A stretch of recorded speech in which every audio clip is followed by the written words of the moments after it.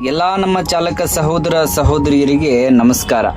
ನೋಡಿ, ಡ್ರೈವರ್ ಸೀಟಲ್ಲಿ ಕೂತಿರ್ಬೇಕಾದ್ರೆ ನಮಗೆ ಫ್ರಂಟ್ ಸೈಡಲ್ಲಿ, ಲೆಫ್ಟ್ ಸೈಡ್ ಫ್ರಂಟ್ ಸೈಡಲ್ಲಿ ಏನಂದ್ರೆ ಏನು ಕಾಣಿಸೋದಿಲ್ಲ. ದೊಡ್ಡ ಗಾಡಿಗಳಲ್ಲಿ ಇದೇ ದೊಡ್ಡದೊಂದು ಪ್ರಾಬ್ಲಮ್.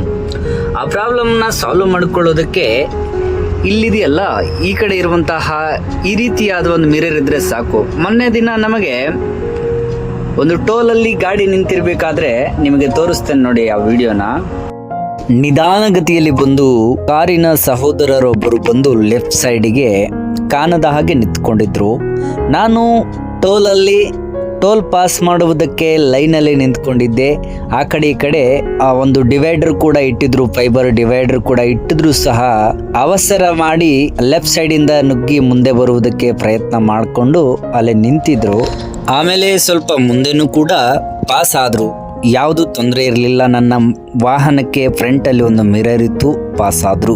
ಪರಿವಾರದೊಂದಿಗೆ ಪ್ರಯಾಣಿಸುವಾಗ ಜಾಗರೂಕತೆ ಇರಲಿ. ಯಾಕಂದ್ರೆ ಕುಟುಂಬದ ಸದಸ್ಯರು ನಮ್ಮನ್ನು ನಂಬಿಕೊಂಡು ಹಾಯಾಗಿ ಕೂತಿರುತ್ತಾರೆ. ನಾವು ನಮ್ಮ ಅವಸರದಿಂದ ಅವರ ಭವಿಷ್ಯದಲ್ಲಿ ಆಟ ಆಡುವ ಸಾಹಸಕ್ಕೆ ಕೈ ಹಾಕಬಾರದು. ಯಾಕಂದ್ರೆ ದೂರದ ಪ್ರಯಾಣದಲ್ಲಿ ನಾವು ಕರೆದುಕೊಂಡು ಯಾವುದೋ ಒಂದು ಸಂತೋಷದ ಸಂಭ್ರಮವನ್ನು ಅಥವಾ ಹಬ್ಬ ಹರಿದಿನಗಳನ್ನು ಆಚರಿಸುವುದಕ್ಕಾಗಿ ಒಂದು ಸ್ಥಳದಿಂದ ಮತ್ತೊಂದು ಸ್ಥಳಕ್ಕೆ ನಾವು ಕುಟುಂಬದ ಸದಸ್ಯರನ್ನ ಕರ್ಕೊಂಡು ಹೋಗ್ತಾ ಇರ್ತೇವೆ. ಅವರನ್ನ ಅಷ್ಟೇ ಜೋಪಾನವಾಗಿ ಮನೆ ತಲುಪಿಸುವಂತಹ ಕೆಲಸ ನಾವು ಮಾಡಬೇಕು. ಯಾಕಂದ್ರೆ ನಮ್ಮನ್ನೇ ನಂಬಿಕೊಂಡಿರ್ತಾರೆ. ನಮಸ್ಕಾರ.